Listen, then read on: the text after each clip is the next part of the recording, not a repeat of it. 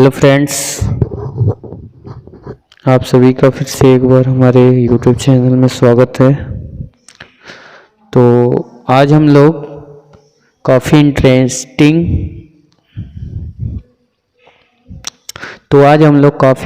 Interesting topic पर discuss करेंगे, जिसका नाम है गुणनखंड। गुणनखंड को इंग्लिश में फैक्टराइजेशन भी कहा जाता है।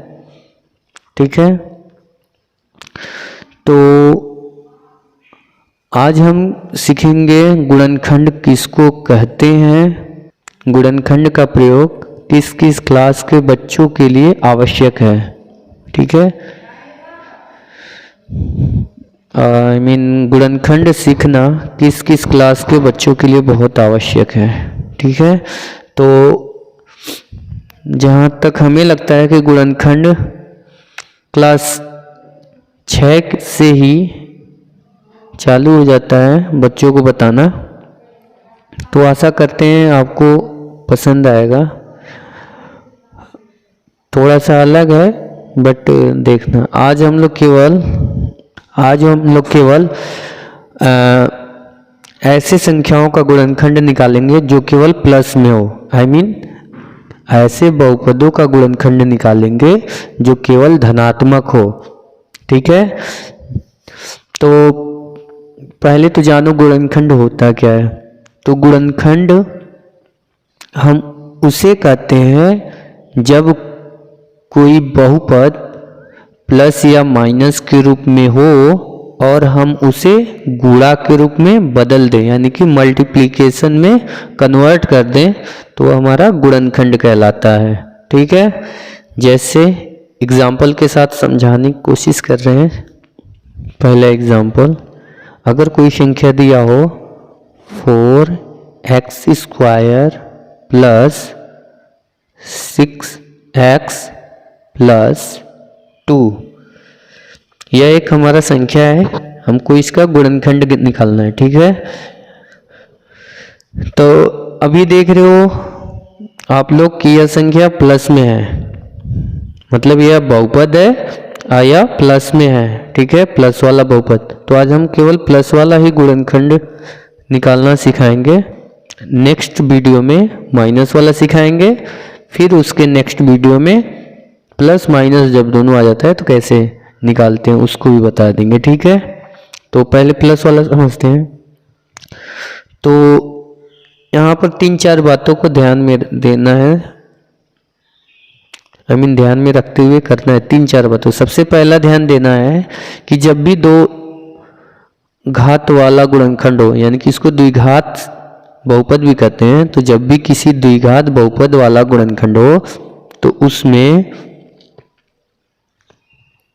अचर पद, अब इसमें चर और अचर दो तरह का होता है। पहले देखो चर और अचर होता क्या है।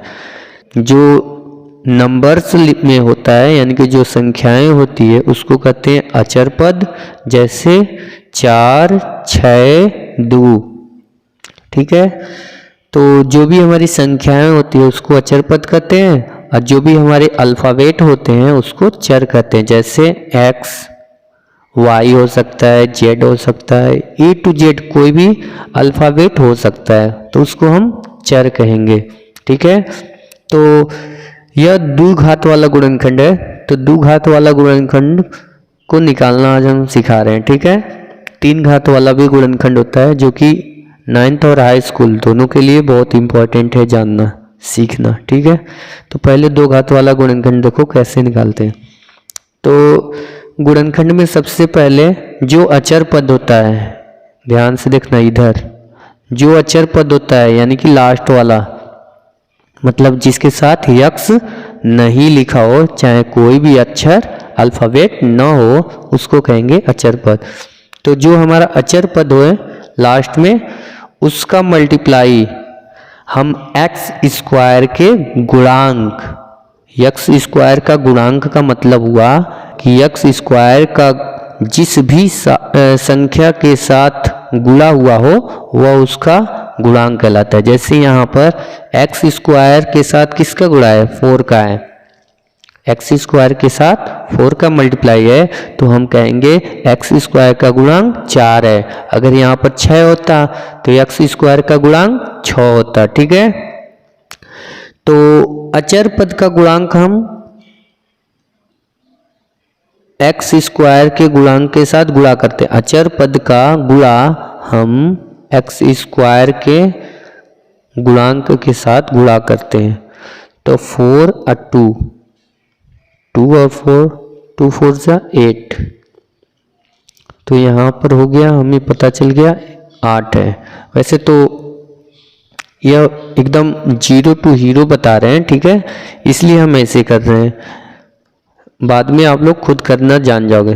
तो इसका और सामने वाले का गुणा करते हैं तो हो गया गुणा करने पर 8। अब इसका हम क्या करेंगे, लसन निकाल देंगे, एलसीएम। तो 8 का लसन निकालते हैं, और 2 4 जा 8, 2 2 जा 4, 2 1 जा 2। तो इसका लसन निकल गया, लेकिन हमें लसन तो निकालना है लेकिन गुणा नहीं करना है। अब देखो क्या करते हैं, तीसरा काम करते हैं कि यहाँ पर जो संख्या है उसको, जो अभी हमने गुणांक निकाला है, आई मीन लसन निकाले हैं, उसका हम क्या करेंगे, उसको ऐसे 2 भागों में तोड़ेंगे, आई मीन जोड़ेंगे या फिर तोड़ेंगे, कुछ भी कह सकते हो। तो उसको ऐसे हम 2 भागों में बनाएंगे, मतलब बांटेंगे, विभाजित करेंगे, ताकि हमारा 6 बन जाए। केवल 2 ही भाग में विभाजित करना है। देखो यहाँ पर 3 भाग है, 1 2 3, 3 संख्या है, यह 3 भाग में है। हमको इसको ऐसे 2 भागों में तोड़ना होगा कि हमारा 6 आ जाए। तो हम तोड़ते हैं, जैसे अगर हम 2 और 2 को एक साथ ले लें तो 2 2 जा 4, यानी 2 2 ना 4 हो गया, और यह 2 अकेले हो गया, तो 2 भाग में बन गया ना 4, और यह अकेले 2 बच गया। ठीक है, तो यह 2 भागों में टूट गया ना, 4 और 2, तो 4 और 2 को जोड़ेंगे तो 6 आएगा, और गुणा करेंगे तो 8 आएगा। तो गुणनखंड का बेसिक कॉन्सेप्ट यही होता है कि हमें अचर वाले पद का गुणा एक्स स्क्वायर के गुणांक के साथ करते हैं, जितना मान आता है उसको हम लसन निकालते हैं, फिर उसका जोड़ा बनाते हैं, मतलब 2 भागों में ऐसे डिवाइड करते हैं, यानी विभक्त करते हैं, या विभाजित कर सकते हो, 2 भागों में ऐसे विभाजित करते हैं कि बीच वाला संख्या का मिल जाए, हमें जोड़ने या घटाने पर आ जाए।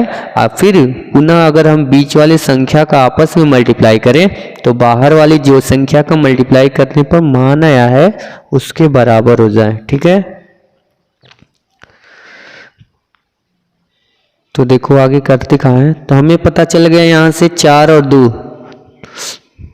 तो आगे वाले कुछ संख्याओं को उतार देते हैं। ठीक है, जैसे है वैसे ही लिख देते हैं। फिर से बीच वाले संख्या को केवल तोड़ते हैं, आगे और पीछे वाले संख्या को वैसे ही लिखते चले आते हैं, केवल बीच वाले संख्या को ही तोड़ते हैं। तो बीच वाले संख्या को हम तोड़ेंगे तो जो यहाँ पर लिखे हैं उसी रूप में, तो 4 + 2, और यक्स इसके साथ लगा देंगे, प्लस इसको भी पीछे वाले को भी लिख देंगे। ठीक है, समझ में आया? पुनः देखो,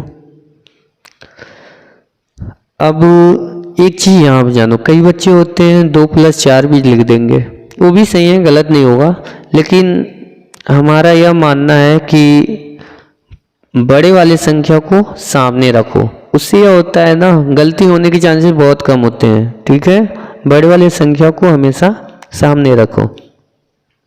अगर छोटा रख दोगे तो गलती नहीं, मतलब कुछ हो नहीं होगा, लेकिन हमारा थोड़ा सा अलग मेथड है, इसलिए हमें बड़े वाले संख्या को हम कहाँ रखें, हमेशा सामने रखेंगे। ठीक है, मतलब पहले, और छोटे वाले संख्या को बाद में लिखेंगे। चलो अब आगे देखो, 4x² प्लस, अब इसका गुणा क्या करेंगे, दोनों के साथ करेंगे, x का गुणा 4 के साथ भी करेंगे और x का गुणा 2 के साथ भी करेंगे। तो 4 के साथ करेंगे तो 4x हो जाएगा, प्लस इसका गुणा इसके साथ करेंगे तो 2x हो जाएगा। क्लियर? x का गुणा 4 के साथ करेंगे तो 4x, x का गुणा 2 के साथ करेंगे तो 2x। अब प्लस बगल वाला पीछे वाले संख्या को लिख देते हैं। ठीक है, अब देखो फिर अगला जो स्टेप है उसमें क्या करते हैं। अब हम जब बीच वाले संख्या को दो भागों में तोड़ दिए हैं तब इसमें से हम कॉमन लेते हैं। तो कॉमन हम उसको बोलते हैं जो दोनों में हो। जैसे 4 इसमें भी है 4 इसमें भी है, तो इसमें से 4 दोनों में है ना, तो 4 को कॉमन ले लेंगे। x इसमें भी है x इसमें भी है, तो इसमें से x कॉमन ले लेंगे। ठीक है, तो यहाँ पर हम 4 और x कॉमन ले लिए, तो इसका मतलब हुआ कि 4 और x यहाँ से बाहर आ गया। तो देखो यहाँ से 4 बाहर आ गया तो अंक में तो कुछ बचेगा नहीं, तो अंक नहीं लिखेंगे। अब अक्षर में देखते हैं, अक्षर में देख रहे हो यहाँ पर x स्क्वायर था, इसका मतलब यहाँ पर x 2 को था, तो हमारा एक x बाहर आ गया तो केवल बचा x। ठीक है, प्लस अब यहाँ से देख रहे हो यह पूरा ही बाहर आ गया है 4x। ठीक है, हम केवल इन्हीं दोनों में से कॉमन लेंगे। ठीक है, तो यहाँ से देख रहे हो, रुक जाओ 1 मिनट,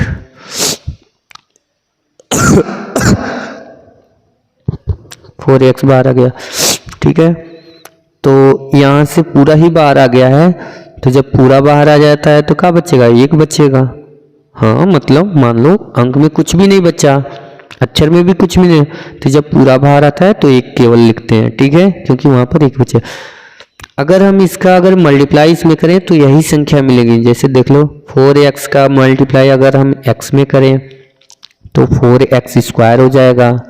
अगर 4x का मल्टीप्लाई हम 1 में करें तो 4x हो जाएगा। क्लियर है? चलो अब आगे देखो, इन दोनों में से देखते हैं क्या कॉमन है।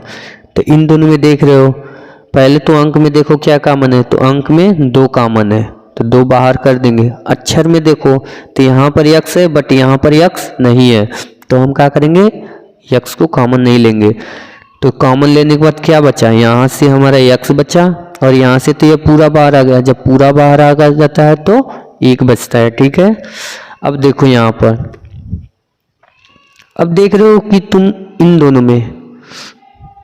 दोनों में अगर यह सेम आ रहा है, इन दोनों में अगर यह जो कोष्टक के अंदर संख्या आई है अगर एक जैसा आ रहा है, तो इसका मतलब हुआ तुम्हारा ऊपर जो भी करते आए हो काम वो सब सही ढंग से किए हो, यानी कि ऊपर का गुणनखंड इसके ऊपर का सब सही है। ठीक है,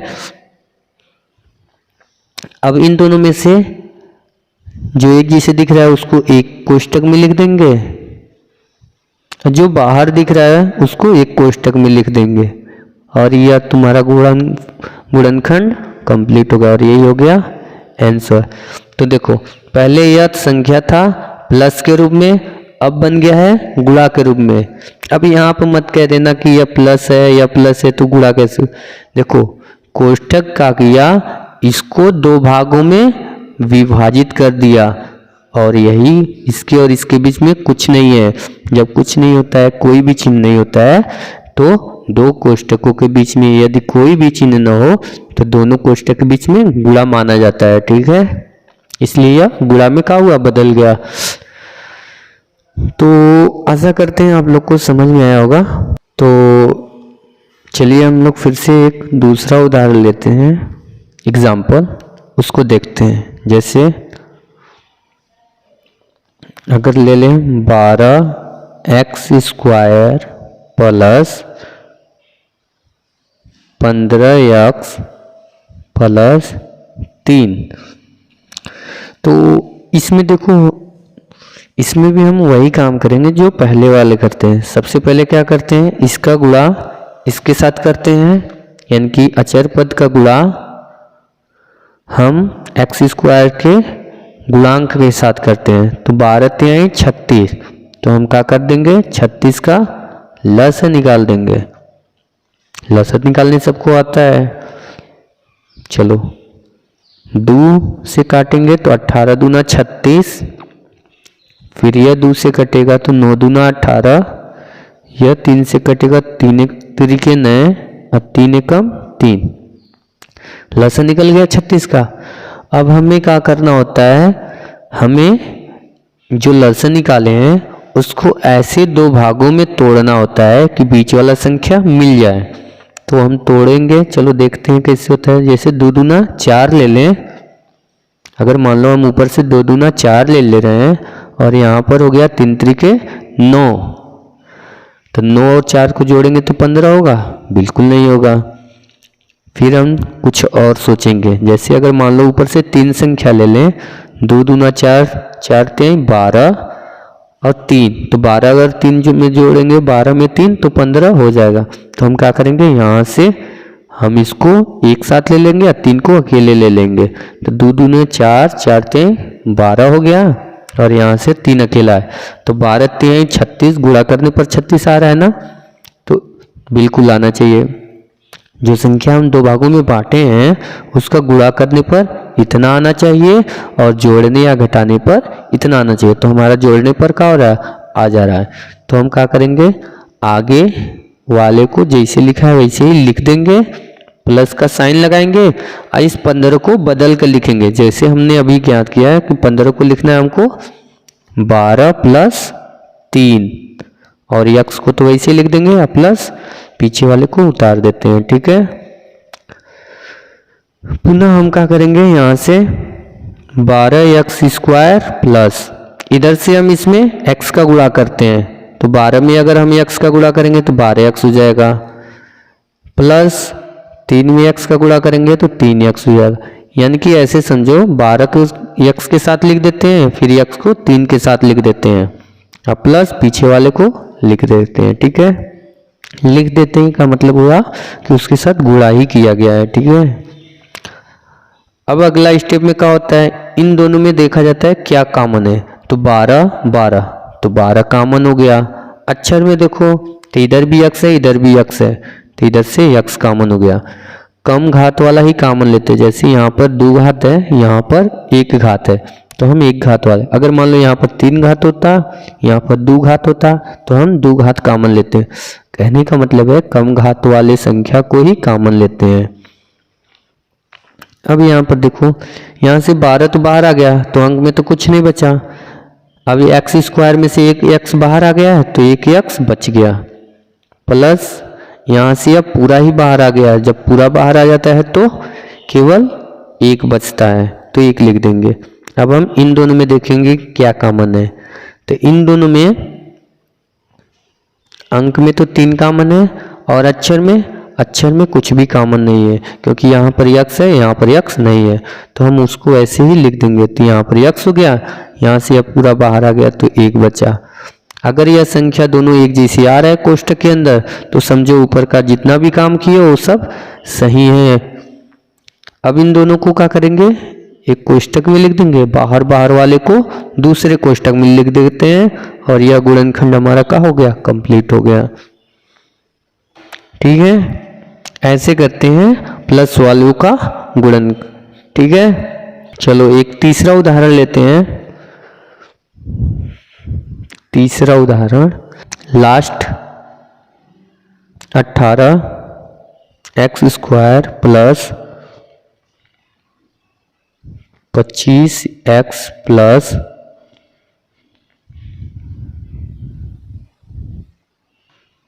7, ठीक है। 18x² प्लस 25x प्लस 7 यह एक प्रकार का गुणनखंड है, ठीक है। तो देखो इसका भी वही रूल लगेगा कि पीछे वाले का गुणा आगे वाले के साथ करेंगे, फिर उसका लसन निकालेंगे, उसको 2 ऐसे भागों में तोड़ेंगे कि बीच वाला संख्या हमको मिल जाए। तो 18 में हम 7 का गुणा करेंगे, तो 18 में अगर हम 7 का गुणा करेंगे तो कितना हो जाएगा, तो 18 7 होता है 126। 18 में यदि हम 7 का गुणा करें तो 126 हो जाएगा और इसका लसन निकाल देंगे तो 2 से कटेगा, 2 6 12, 2 3 6, ठीक है। फिर ही 3 से कटेगा, 3 दूना 6, 3 एक 3, फिर 3 से, 3 सत्ते 21, फिर 7 से। तो हमने क्या किया, लॉसा निकाल दिया। अब हम लॉसो जो निकाले हैं उसको ऐसे 2 भागों में तोड़ेंगे कि बीच वाला संख्या हमें मिल जाए। तो चलो तोड़ते हैं। यदि हम ले ले 3 दूना 6, 6 इन दोनों को ले तो 6 हो गया, और 7 तरीके 21, 21 में यदि हम 6 जोड़ेंगे तो 25 नहीं आएगा, अगर घटाएंगे तो भी नहीं आएगा। तो फिर हमारा नियम क्या हो जाता है, फिर से हम देखेंगे कि इसमें आगे क्या कर सकते हैं जिससे हमारा 25 आ जाए। तो यदि हम 3 को ले लें, मतलब 3 को संख्या को एक साथ ले लें, जैसे 2 3 6 18, 7 को अकेले रहने दें। तो यदि हम 18 में 7 जोड़ देंगे तो वह क्या हो जाएगा, 25 आ जाएगा। तो हम क्या करेंगे, इन तीनों संख्याओं को एक साथ ले लेंगे। तो 3 तरीके 9 दूना 18 हो जाएगा, और यह 7 अकेले रह गया। तो यह 2 भागों में टूट गया ना। तो 18 + 7 हमें बीच में लिखना होगा। बाकी सबको क्या करते हैं, आगे और पीछे तो बदलते नहीं है, उसको ऐसे ही लिखते हैं, केवल बीच वाले संख्या को ही बदला जाता है। 18 + 7 जो यहाँ पे लिखे हैं वही लिख दिए। और यहाँ पर जोड़ कर भी देख लो कितना आ रहा है कि नहीं आ रहा है। तो 18 में यदि हम 7 जोड़ दें तो वो 25 आएगा। अब पीछे वाले को लिख देते हैं वैसे। अब हम क्या करेंगे, आगे वाले को फिर से लिख देंगे, पीछे से x लिखते जाएंगे। 18 के साथ एक बार x लिखेंगे, एक बार 7 के साथ x लिखेंगे, फिर हम 7 लिख देंगे। फिर दोनों में देखेंगे क्या कॉमन है, तो बिल्कुल 18 कॉमन मिल रहा है और x भी मिल रहा है। तो यहाँ पर बचा कितना, केवल x बचा, और यहाँ पर पूरा बाहर आ गया तो 1 बचा। इन दोनों में से कॉमन ले लो, तो इन दोनों में कॉमन है 7। तो इन दोनों में से क्या बचा, x बचा, और 7 बाहर आ गया तो 1 बचा। यदि यह दोनों का है सेम आ रहा है, जैसे x + 1, यदि कोष्टक वाला सेम आ रहा है तो ऊपर का जो भी किए हो अब तक वो सही है। अभी जो कोष्टक में जैसे दिख रहा है उसको एक कोष्टक में लिखेंगे, बाहर वाले को दूसरे कोष्टक में लिख देंगे, यानी कि 18x + 7, और यह गुणनखंड का हो गया, कंप्लीट हो गया। ठीक है, आशा करते हैं समझ में आया होगा।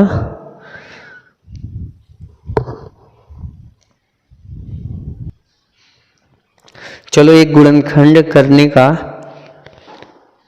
एकदम धांसू ट्रिक बताता हूँ। ठीक है, यदि अगर प्लस वाला जैसे ऐसे होगा गुणनखंड, कि जैसे हमारा या कोई भी बहुपद दिया हो, ऐसे बहुपद दिया हो जो यहाँ पर x² का गुणांक और अचर पद को जोड़ने पर यदि बीच वाला संख्या आ रहा है, जैसे यहाँ पर देख रहे हो 18 7 25 होगा, अब बीच में क्या लिखा है 25 हो गया। और इसके पहले वाले एग्जाम्पल में 3 और 12 जोड़ेंगे तो क्या होगा 15 होगा, बीच में 15 लिखा हो। तो जब इस टाइप का कोई भी गुणनखंड आ जाए, बहुपद आ जाए, तो अगर हमको उसका गुणनखंड करना हो तो हम चाहेंगे तो उसको एक लाइन में भी निकाल सकते हैं। जैसे अगर कोई, जैसे चौथा उदाहरण ले लो, एक लाइन में निकालना बता रहे, वैसे तो निकालना मत, वह तरीका गलत है, मतलब बस ऐसे चेक करने के लिए, ऐसे मतलब इस मेथड का प्रयोग, इस तरीके का प्रयोग केवल कॉम्पिटिटिव एग्जाम में करते हैं। ठीक है, जैसे लिखा हो 15 ले लो, 15x² + 25x + 10 ऐसे लिखा हो। ये गुणनखंड है, बहुपद है, इसका हमको क्या करना है, गुणनखंड निकालना है। तो हम एक ही लाइन में गुणनखंड निकालना बता रहे हैं। देखो, तो इसमें भी पहले देख लो कि यहाँ पर 15 और 10 जोड़ने पर 25 हो रहा है कि नहीं हो रहा है, बिल्कुल हो रहा है। 15 10 25 होता है, और यहाँ पर 25 लिखा भी है। यह अक्षर मत देखो, केवल अंक देखो, जैसे बाहर का अंक और पीछे वाले का अंक, आगे और पीछे वाले का अंक यदि जोड़ने पर बीच वाला अंक मिल रहा है तो उसमें यह ट्रिक काम कर जाएगा। तो उसको लिए हम लिख सकते हैं एक कोष्टक में x + 1, दूसरे कोष्टक में 15x + 10, यही हो जाएगा आंसर।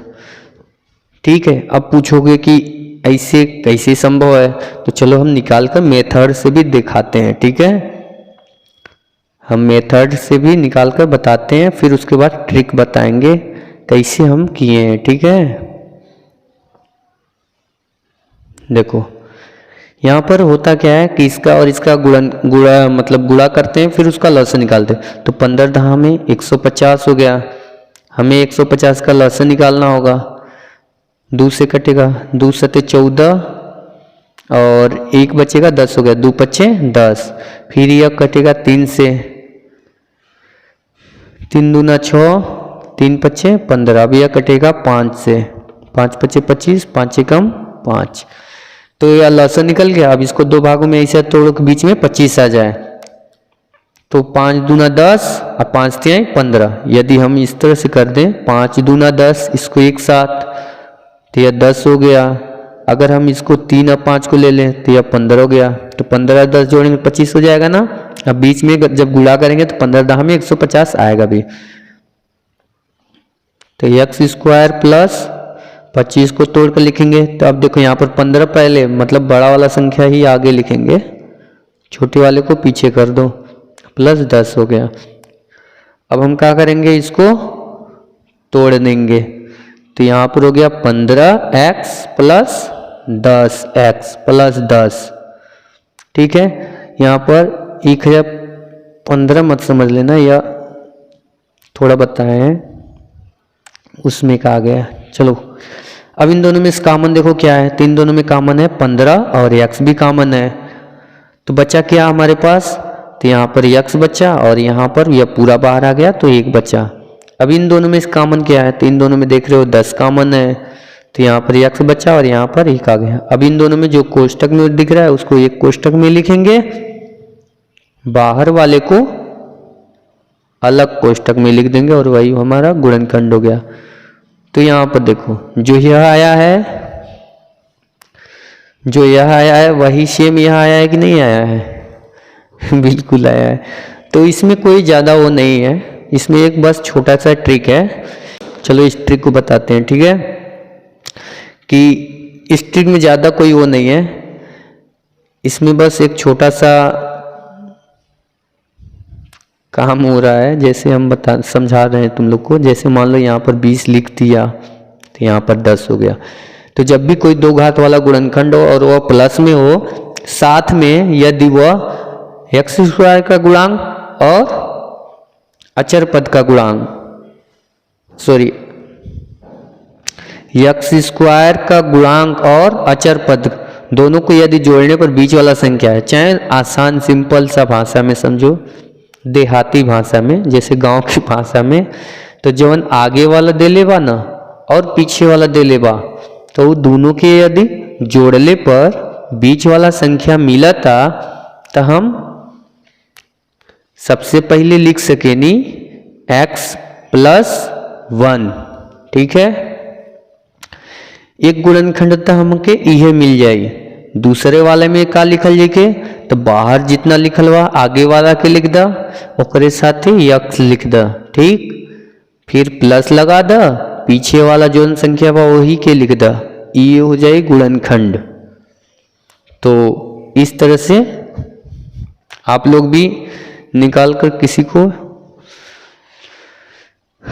दिखा सकते हो कि एक ही लाइन में गुणनखंड कैसे निकलता है। ठीक है,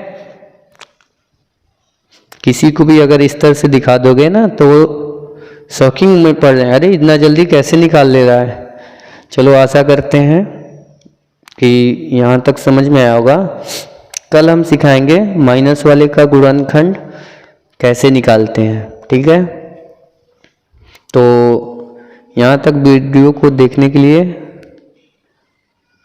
थैंक्स एंड